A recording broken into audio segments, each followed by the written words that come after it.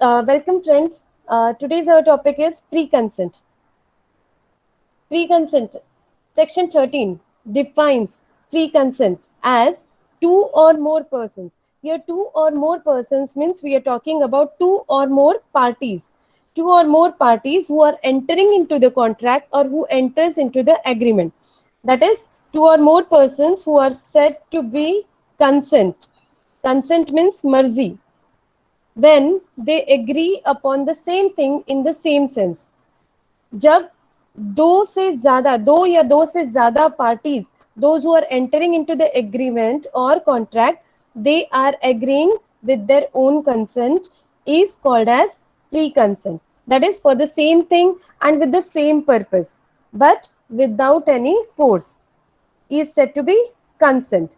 And for this particular definition, we have the word, technical word, or under law, under act, we use this word, phrase as consensus ad idem.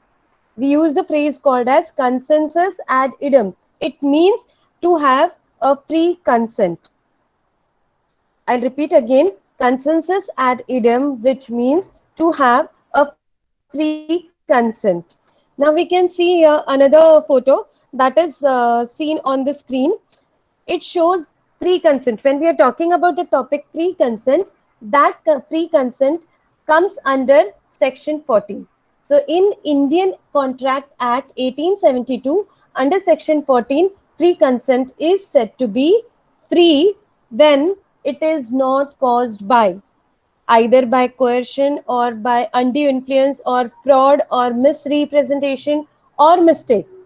I repeat, the consent is said to be free when it is not caused by coercion, undue influence, fraud, misrepresentation, or mistake. Now, the sections are in a sequence.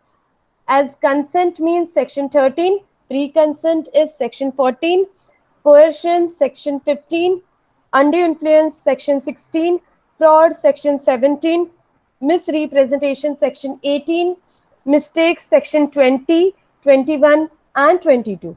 So they are in sequence so that it is very easy to remember. From 13 to 22 are the sections which we can remember easily. Now, under free consent, we will talk about coercion. Our first concept, first important topic. Now, coercion, which means under section 15 of Indian Contract Act 1872, it means in simple words, coercion means forcibly compelling a person to enter into a contract. I repeat again, in simple words, coercion means forcibly compelling a person to enter into a contract. कोएर्शन का मतलब ये होता है कि किसी को, किसी party को या किसी इंडिविजुअल को फोर्स करना, जबरदस्ती फोर्स करना, ताकि वो कॉन्ट्रैक्ट साइन करे या फिर कॉन्ट्रैक्ट में एंटर हो जाए by signing the contract is called as coercion. To understand this, the example is on your screen. We can see there X. X threatened to kidnap. First, we can concentrate on the first part. That is, X is threatening. So we have one party called as X, and that X, what X is doing? X is threatening to kidnap Y's son. Y के बेटे को kidnap करेगा. If he does not lend rupees 50,000, अगर वो उधार नहीं देता है 50,000 to Z. So that is what is the contract, is the agreement. Now this agreement is between X and Y, and it is beneficial for Z. I repeat again, X is threatening Y to kidnap his son if Y is not ready to give 50,000 to Z. मतलब X ने क्या किया, धमकी दी Y को कि Y के बेटे को किडनैप करेगा अगर Y ने 50,000 रुपए Z को नहीं दिए तो. अभी Y डर गया, Y agrees to lend the amount, and because of coercion, because of the force, because of the threatening, Y was scared and he agrees to pay the amount to Z. Therefore, such agreement is entered under the coercion. अगर ये आगे जाके court में case हो जाती है या फिर प्रूव हो जाता है केस होने के बाद कि ये जो एग्रीमेंट था, इन दोनों के बीच में जो कॉन्ट्रैक्ट था, that was not by free consent but the contract was entered under the coercion, then the contract will not be considered as valid, तब उसे वैलिड नहीं माना जाएगा और एक्स पे एक्शन लिया जाएगा. To understand this better, we will move to second example. When is consent caused by coercion? Committing or threatening to commit any act forbidden by Indian Penal Code. It means coercion yani what we say, if the consent is caused by coercion, we call it as any act committed or threatening to commit any act forbidden matlab which is not allowed, not acceptable, that is which is not enforceable by law. Forbidden means which is not acceptable, which is not allowed, which is not enforceable by Indian Penal Code.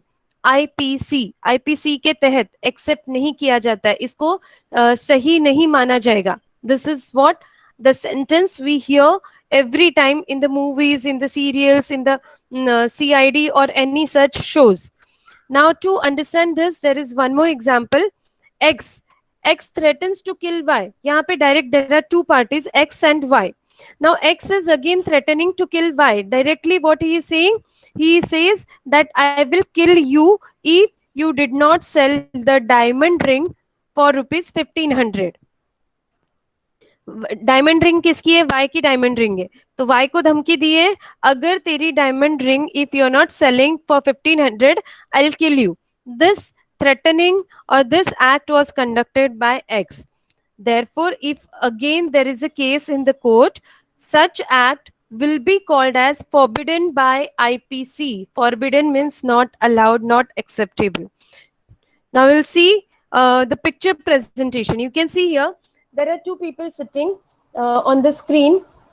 One person has the gun in his hand, the other person is with hands up, has raised his hand. जिसके पास gun है, he is threatening the other person. उसको threaten कर रहा है कि अगर तूने मुझे जॉब नहीं दिया, so I'll kill you. So I want your job now. So what he is saying, मुझे जॉब चाहिए यहाँ पे, नहीं तो मैं तुझे मार दूंगा. So this is another example of coercion. We can move to one more example.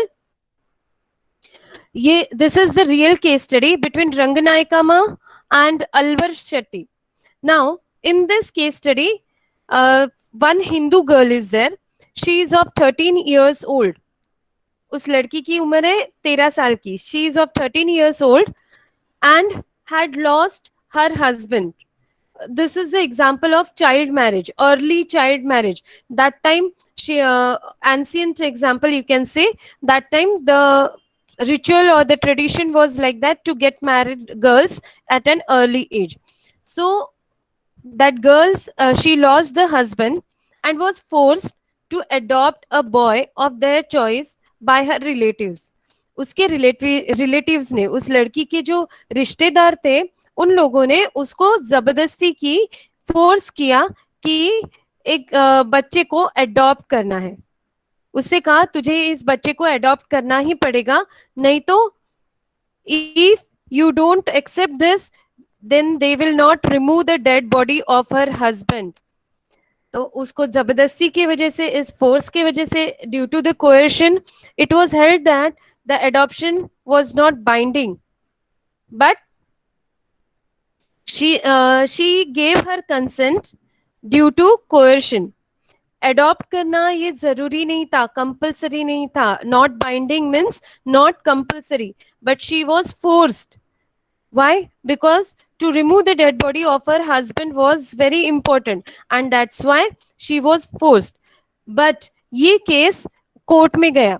Later on, the case went to the court, and then it was proved that any person who obstructed the dead body from being removed would be guilty.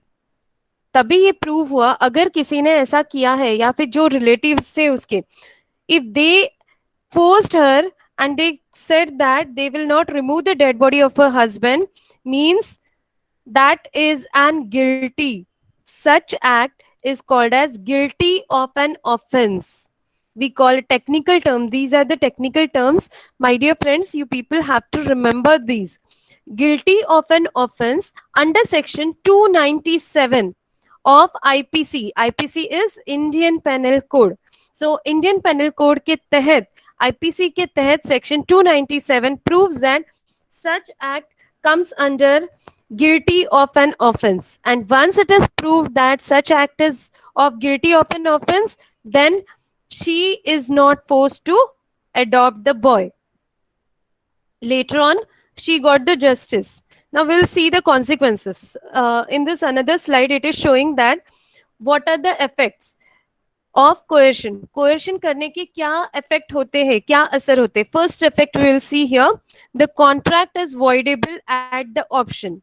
Means the contract which is entered due to coercion is voidable. Voidable यानी हम लोग उसको void कर सकते हैं, हम लोग उसको टाल सकते हैं, या फिर we are not actually forced to do. Means we can get the support of the court of law under Indian Contract Act 1872. So the contract is voidable at the option of party whose consent was obtained by coercion. कब ये contract voidable होगा? जब दो में से किसी एक party का कंसेंट जो है कोercion के थ्रू हुआ, यानी फोर्स के थ्रू या फिर धमकी की वजह से एक्सेप्ट किया कॉन्ट्रैक्ट, तब. Second, any benefit has to be restored back. मतलब if the contract is entered through कोercion एंड द अदर पार्टी, दूसरी पार्टी जिसने धमकाया है और कॉन्ट्रैक्ट पूरा किया, तो उस पार्टी को बेनिफिट हुआ, तो वो जो बेनिफिट है, वो जो फायदा है, that can be restored back. यानी जिसको धमकी दी गई थी, जैसे एक्स ने धमकाया था वाई को, तो वाई ने अगर केस किया तो वाई को वापस उसके पैसे मिल सकते, या फिर उसकी डायमंड रिंग वापस मिल सकती. We have seen in these earlier two examples. So the benefit can restored back. Next is, if the aggrieved party does not opt to set aside the contract, it works as a valid. Means दोनों party में से किसी एक भी party ने objection नहीं raise किया, if they are not raising the objection, then such contract will be said to be valid contract. So no one can help. क्यों? क्योंकि ऑब्जेक्शन ही रेज नहीं किया. Next one is another impact of coercion. Does threat, there is a question over here, does threat to commit suicide amount to coercion? Obviously yes. किसी को धमकी देना कि मैं तुमने मेरी बात नहीं मानी या मेरी मर्जी के मुताबिक नहीं हो रहा है, तो मैं क्या करूंगा, मैं सुसाइड करूंगा. अगेन ये जो एक्ट है, ये जो इंसिडेंस है, ये जो बिहेवियर है, such kind of behavior is said to be the act of coercion only. So it comes under coercion. So thank you friends. Next lecture we will see, in the next video we are going to talk about undue influence.